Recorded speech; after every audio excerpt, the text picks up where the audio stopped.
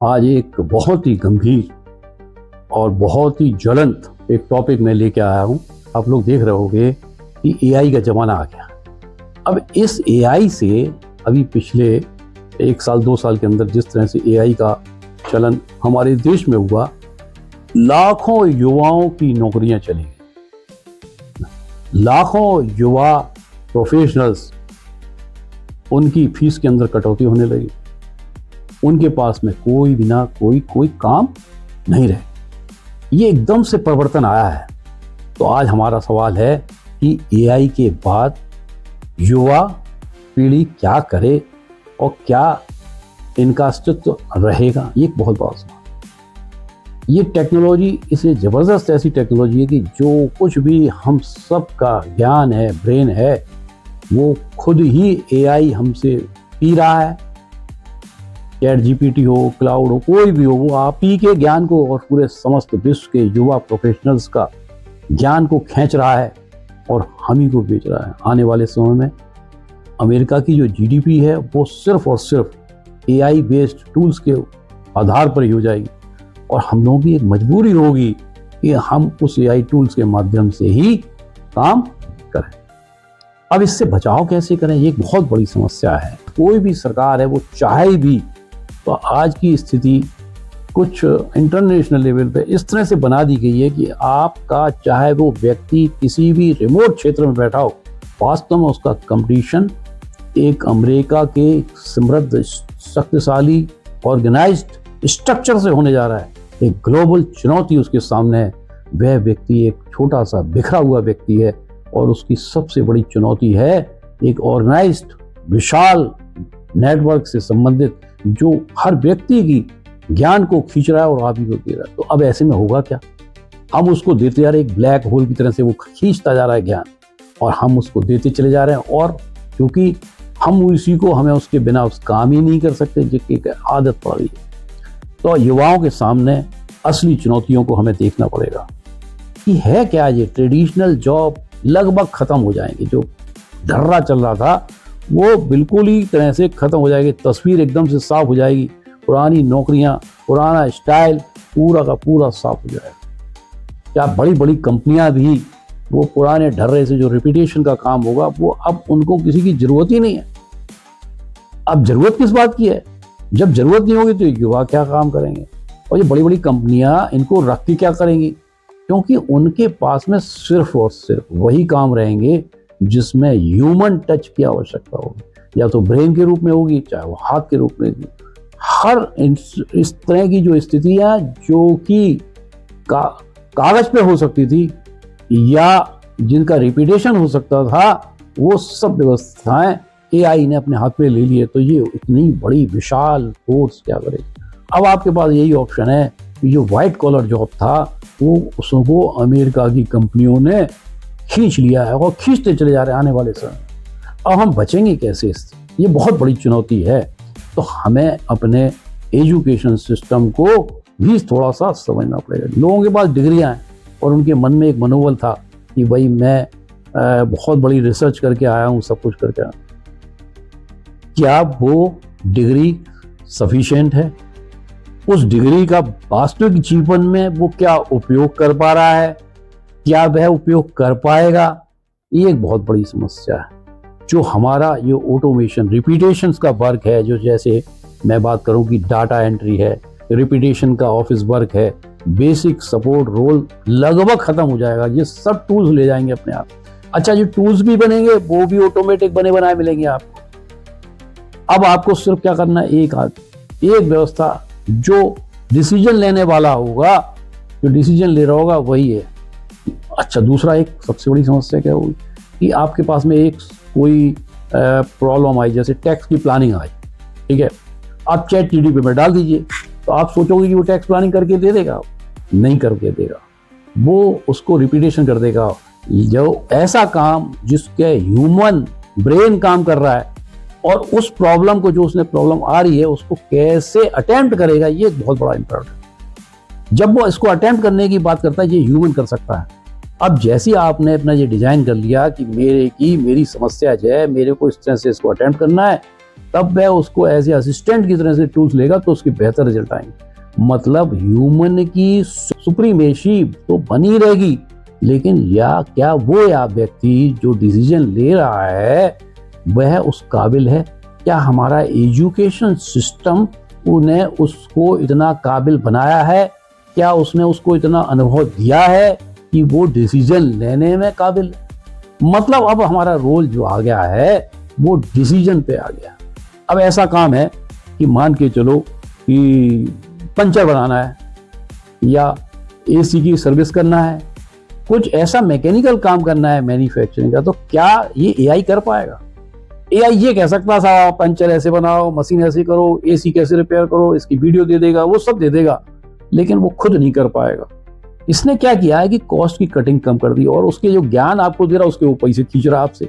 वो बड़े बड़े उद्योगपतियों को, बड़ी बड़ी अमेरिकन कंपनियों को वो बेच रहा है। मतलब आपकी टेक्नोलॉजी, आप ही का ज्ञान कलेक्ट करके, इंटीग्रेट करके आप ही को बेच रहा है, क्योंकि आप बिखरे हुए लोग।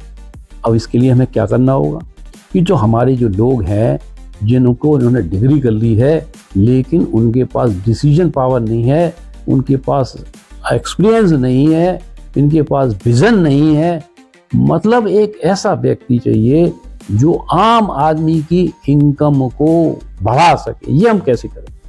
ये बिखरा हुआ समाज में बार बार कहता हूं कि सामूहिक शक्ति के आगे ये मशीन कोई काम नहीं कर पाएगी। तो हमको एक बात करना होगा कि ऐसा काम, क्योंकि वो ऑर्गेनाइज्ड है और आप ऑर्गेनाइज नहीं हो, तो हमें ऐसी शक्ति को, ऐसी इंटीग्रेटेड हमें करना पड़ेगा ताकि हम उन बड़ी कंपनियों को वो मुकाबला कर पाए। मतलब ऐसा हो रहा है कि बड़ी बड़ी कंपनियां छोटे छोटे कामों के लिए काम कर रही हैं, वो भी ऑर्गेनाइज तरीके से। तो क्या हम अपने आप को बचाएं? तो कैसे बचाएं? तो हमको ऐसा काम करना पड़ेगा जो फिजिकल से जुड़ा हो, जिसके अंदर फिजिकल एक्टिविटी जुड़ी हो, जिसके अंदर दिमागी डिसीजन लेना पड़ा हो, वही काम सफल होगा। अब हम बात करते हैं कि आज हमको जॉब, देख रहे हैं आप, जॉब नहीं मिल रही।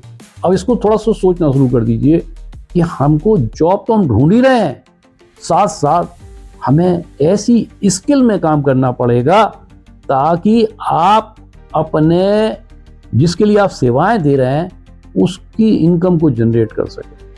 क्योंकि जो आपको नियोक्ता है, जो अपॉइंट कर रहा है, यदि उसकी इनकम नहीं बढ़ेगी आपके वर्किंग से, तो वो आपको रखेगा नहीं। अब कुछ काम ऐसे हैं जैसे सेल्स का काम है, लेजनिंग का काम है, बातचीत करने का है, कम्युनिकेशन का है, बच्चे को पढ़ाने का है, कोचिंग का है, कुछ स्किल का काम, स्किल को सिखाना है, टेक्नोलॉजी को ट्रांसफर करना है, कोई डॉक्यूमेंटेशन तैयार करना है। चैट जीपीटी डॉक्यूमेंटेशन कर देगा, लेकिन डिसीजन नहीं ले सकता कि हम चाहते क्या है और हमारा लक्ष्य क्या है और उस पर हम कैसे पहुंचेंगे, उसको स्टार्ट कैसे करेंगे। ये एक बहुत बड़ी समस्या है उसके लिए, वो कभी नहीं कर पाएगा। इसलिए आपका अनुभव, आपका तजुर्बा जो इंडस्ट्री के साथ मैच कर जाए, और इंडस्ट्री और छोटे छोटे जो बिखरे हुए लोग हैं उनकी इनकम को बचाना होगा, उनकी इनकम को हमें बढ़ाना होगा, जिससे कि उनकी कॉस्ट कम हो और उन हर व्यक्ति की इनकम बढ़े। आप एक सपना देखें कि हमारे भारत के अंदर लाखों लोग हैं, लाखों करोड़ों लोग हैं, बेरोजगार हैं, साथ ही साथ इंडस्ट्रियां बहुत छोटी छोटी हैं। क्या हम कभी भी इस दौड़ में इन बड़ी कंपनियों का मुकाबला कर सकते हैं? आप कितनी भी सब्सिडी दे दे सरकार, कितना भी कुछ भी कर ले, कभी भी आप उनका मुकाबला नहीं कर सकते। तो ताज्जुब की बात है कि आदमी जिंदा है, लेकिन जिंदा है फिर भी हमको इतने प्रलय आई, इतनी व्यवस्थाएं बिगड़ी, फिर भी ह्यूमन सभ्यता जिंदा रही। हमें भी अपने आप को उससे बदलना होगा। हमें इन्हीं की, जो इन्होंने एक ब्लैक होल बनाया है, उस ब्लैक होल जो सब कुछ खींच रहा है, हमें उसको रोकना पड़ेगा। एक मैं आपसे एक बहुत बड़ा प्रश्न पूछता हूं कि जो बुनियादी चीजों पे अपन आ जाते हैं, रोटी कपड़ा मकान, जब मनुष्य को सर्वाइवल की बात होती है तो उसका प्रमुख सिद्धांत होता है रोटी कपड़ा मकान। अब इन कंपनियों का सबसे बड़ा उद्देश्य क्या है? लग्जरी, कि हम आपको, हर व्यक्ति को हम उधार देंगे, गिरवी रख देंगे, मतलब गिरवी रखेंगे और फिर आपकी इनकम भी छीन लेंगे। तो फिर आप क्या करोगे? आपके जितने एसेट होंगे वो उनके ऊपर कब्जा कर लेंगे। ये एक इनडायरेक्ट अप्रोच है कि हर व्यक्ति को गरीब बना देना, हर व्यक्ति को उसकी संपत्तियों से वंचित कर देना। अच्छा, इसके अंदर एक व्यक्ति नहीं कर रहा, ये पूरा का पूरा समूह, पूरा का पूरा सिस्टम, ग्लोबलाइजेशन हर व्यक्ति की इनकम को छीन रहा है, उसके एसेट को छीन रहा हो। अब कंपनियां बनेंगी बड़ी बड़ी जो लोगों की जमीनों को, उनके उद्योगों को छीन लेंगी। क्यों? क्योंकि उन्हें भी सर्वाइव करना है। तो ये एक बड़ी मछली छोटी मछली को छीनती चली जाएगी।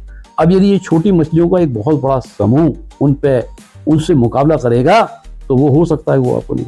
अब हमारा एक प्रश्न है कि ये छोटे छोटे उद्योगों को हम कैसे बचाएं। इसके लिए मेरे पास एक बहुत बड़ा मॉडल है कि जो भी छोटे छोटे व्यक्ति, चूंकि मैं रियल एस्टेट से संबंधित हूं, तो जो भी प्रॉपर्टी खरीदना चाहता है, आप सबसे पहले अपने आप को बचाएं। और जिनके पास जो भी प्रॉपर्टीज है उन्हें अपनी प्रॉपर्टीज बचाना पड़ेगी, क्योंकि अब ये स्थिति बन गई है कि उनके पास जॉब नहीं है, उनके पास कोई उत्पादन नहीं है, तो वो करें तो क्या करें, उन्हें अपने एसेट को बेचना ही पड़ेगा। लेकिन क्या हम इसको बचाने में सक्षम हो पाएंगे? हमको इसके लिए एक इंटीग्रेटेड मॉडल की जरूरत है। दोस्तों, आपकी इन समस्याओं का हल जो है वो एआई को हम कैसे कंप्लीट करें, इसके लिए हम बात करते हैं इन युवा लोगों से कि हमको ऐसा कौन सा मॉडल बनाना है, ऐसा कौन सा बिजनेस मॉडल बनाना है। सबसे बड़ी बात है, आपकी स्वयं की जो स्किल है अब वो काफी नहीं है। आपकी स्किल और दूसरे की स्किल मिलाकर हमको एक इंटीग्रेटर के रूप में, इंटीग्रेटेड नॉलेज का एक सिस्टम हमको डेवलप करना पड़ेगा। चाहे वह छोटा बिजनेस हो, उसी छोटे बिजनेस से उनको इंटीग्रेट मॉडल के माध्यम से हम इन बड़ी कंपनियों को मुकाबला कर सकते हैं।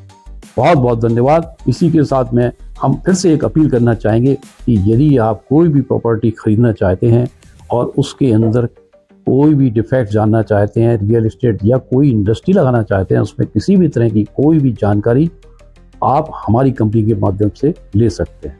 मैं अकेला काफ़ी नहीं हूँ, मैंने भी इसी मॉडल को इस तरह से बनाया है कि हमने अपने सिलेक्टेड क्षेत्र में, सिलेक्टेड सिटीज़ के अंदर जो बहुत ही अनुभवी प्रोफेशनल्स हैं, उनको हमने एक इंटीग्रेट मॉडल बनाया है ताकि वो सर्वाइव कर सकें और सम्मान के साथ वो जी सकें।